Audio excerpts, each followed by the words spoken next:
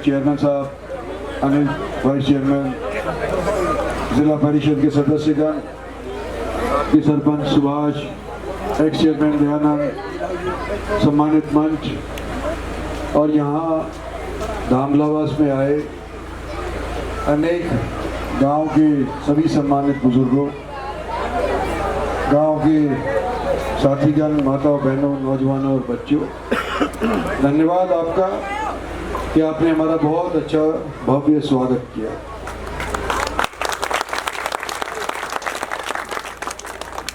Vote तो आपके गांव के अंदर पहले भी मांगी है, वोट आपके गांव में पहले भी मुझको मिली है, लेकिन इस बार मैं ये कहना चाहता हूं कि हम भारत को विकसित बनाने के लिए आपका वोट चाहते हैं और हमने काम किए हैं इसलिए चाहते हैं।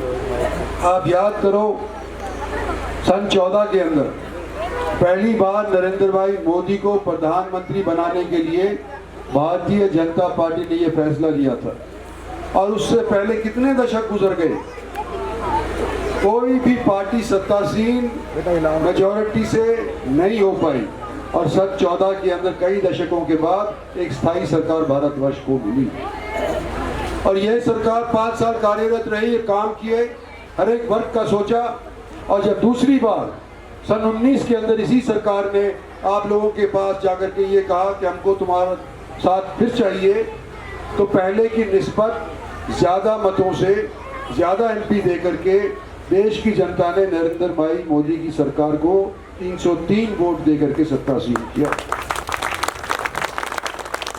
जब दूसरी बार हमारी सरकार बनी तो आप याद करो, कोविड उसके तुरंत साथ साथ ही आ गया और 3 साल हमारे गुजर गए बीमारी के अंदर, महामारी के अंदर, और जो काम 5 साल के अंदर हो सकते थे उन 5 साल में से 3 साल घट गए, लेकिन फिर भी हमने काम किया और आज हम आपके पास जब आते हैं, राष्ट्र का निर्माण चाहते हैं और राष्ट्र के लिए आप लोगों से वोट चाहते हैं, तो मैं चंद बड़े बड़े प्रोजेक्ट्स आपके सामने गिनवाना चाहता हूं।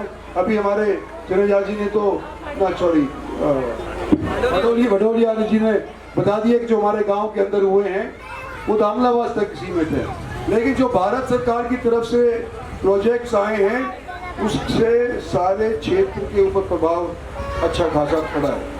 और सबसे पहले मैं जिक्र करना चाहता हूँ डेडिकेटेड रेल फ्रेट कॉरिडोर का।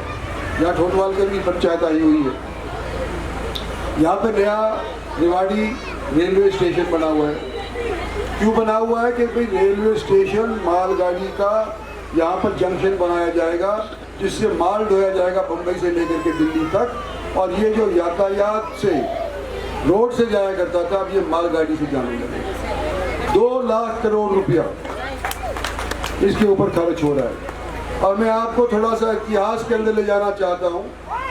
जब मैं पहले यहाँ का एमपी था, आपने बनाया था 2009 के अंदर, तो उस टाइम यही dedicated rail freight Dadri UP से होता हुआ, कोटा से होता हुआ, राजस्थान से होता हुआ, राजस्थान के पार जाता हुआ और फिर मुंबई जा रहा था। उस टाइम मैंने सोचा कि अगर ये डेडिकेटेड रेल फ्रेट कॉरिडोर की लाइन हमारे हरियाणा के बीच में से निकल जाएगी तो खुशहाली हमारे इस प्रदेश के दक्षिणी क्षेत्र के अंदर आ जाएगी। तो उस टाइम के मोंटेक सिंह अहलूवालिया हुआ करते थे, उनसे निवेदन किया कि आप ये भापो कि खर्चा राजस्थान से होकर के जाएगा तो ज़्यादा है या हरियाणा से जाएगा तो ज़्यादा है। और राजस्थान से जब जा रहा था तो चंबल की नदियों को भी क्रॉस करना पड़ता था। तो जब उन्होंने अंदाज़ा लगाया कितना खर्च होगा इधर से और कितना खर्च होगा हरियाणा से, तो हरियाणा का खर्च कम आया और आज के दिन हम इस डेडिकेटेड रेल फ्रेट कॉरिडोर का फ़ायदा उठा रहे हैं। ये सबसे पहला इस क्षेत्र को भारत सरकार की तरफ से जो सौगात मिली है, सबसे पहली और सबसे बढ़िया सौगात मिली है। आप याद करो कि बड़ी मशक्कत के साथ पाली गोठड़ा के अंदर सैनिक स्कूल स्थापित किया गया। अनेक प्रांत आज भी ऐसे हैं जहाँ पर एक भी सैनिक स्कूल नहीं है। और हमारा मातल रेल के साथ और रेवाड़ी के साथ जब तुलना करने का टाइम आया तो रेवाड़ी के अंदर ज़्यादा संख्या के अंदर एक्स सर्विसमैन और सर्विसमैन थे इसलिए यहाँ पर आज के दिन पाली गोटड़ा के अंदर सैनिक स्कूल खोला गया। हाल ही के अंदर प्रधानमंत्री आए थे,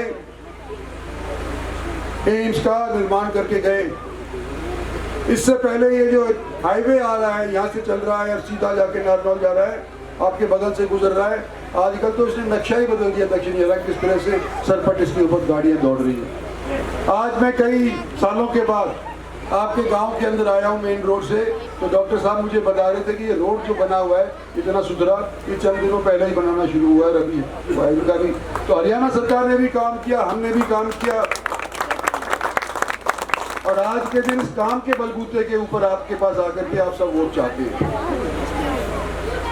जो हमारे प्रतिद्वंदी हैं वो शायद आप उनको जानते भी नहीं होगा, कभी पहचाना नहीं भी होगा, देखा भी नहीं होगा, लेकिन वो बरगलाने के लिए एक शगुफा जरूर छोड़ेंगे कि अगर इनको इतनी भारी मेजॉरिटी भारतीय जनता पार्टी को मिल जाती है तो ये हमारा संविधान बदल देगा। संविधान बदलने की नीयत होती हमारी, हमारे प्रधानमंत्री की, तो हमारे पास इस टाइम के ऊपर 303 वोट मेजॉरिटी की तो पार्लियामेंट थी ही, और सहयोगी दल हमारे साथ जुड़ करके बदल सकते थे अगर चाहते तो।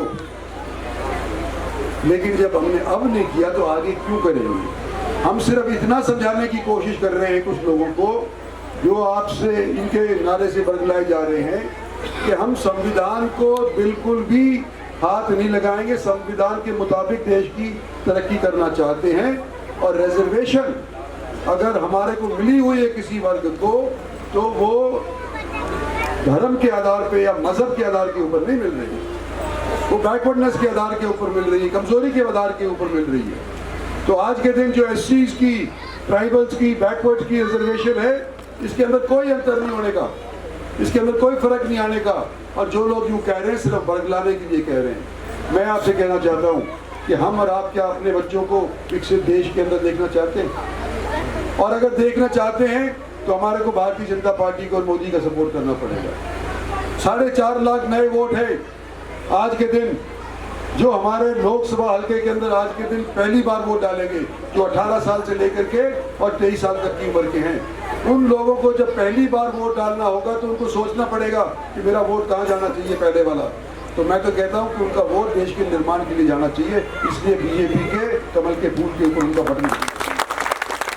हरियाणा के बब्बर शेर की यही नहीं, देश के निर्माण के अंदर वोटिंग परसेंटेज भी बढ़नी चाहिए। जब बात बनी इतना काम अगर देश के अंदर किया हुआ है, प्रदेश के अंदर किया हुआ है, दक्षिणी हरियाणा के अंदर किया हुआ है, तो वोटिंग परसेंटेज भी बढ़नी चाहिए। और वोटिंग परसेंटेज जब बढ़ेगी, जब बालक तो अपना वोट गिरेंगे ही गिरेंगे, लेकिन जो वृद्ध है, असमर्थ है, उसको भी वहाँ तक पुलिस स्टेशन तक पहुँचाया जाए। उसकी ड्यूटी ये भी मैं लगाना चाहता हूँ कि एक अपना वोट गिरोगे और कम से कम एक वृद्ध का भी तुम वोट गिरोगे उस टाइम के ऊपर 25 तारीख को जब वोटिंग होगी। ये मोटे मोटे तौर के ऊपर मुद्दे हैं, आप समझ रहे हो, मेरे से बेहतर समझ रहे हो। मैं तो यही कहना चाहता हूँ कि आपने पहले मुझे नवाजा है, आज भी मुझे आपने नवाजा है सर के ऊपर पगड़ी बांध करके। मैं आपकी दी हुई ताकत को अपने निजी स्वार्थ को के लिए इस्तेमाल ना पहले किया है ना आइंदा करूँगा, ये आप अच्छी तौर पे जानते हैं। आज मुझे आपके सहयोग और आपके वोट की ज़रूरत है। 15 दिन मुझे आप ये दें और 5 साल में आपके यहाँ पर वो तरक्की करवाऊंगा भारत सरकार की तरफ से जो पिछले 10 साल के अंदर नहीं हो पाई थी। धन्यवाद और जय।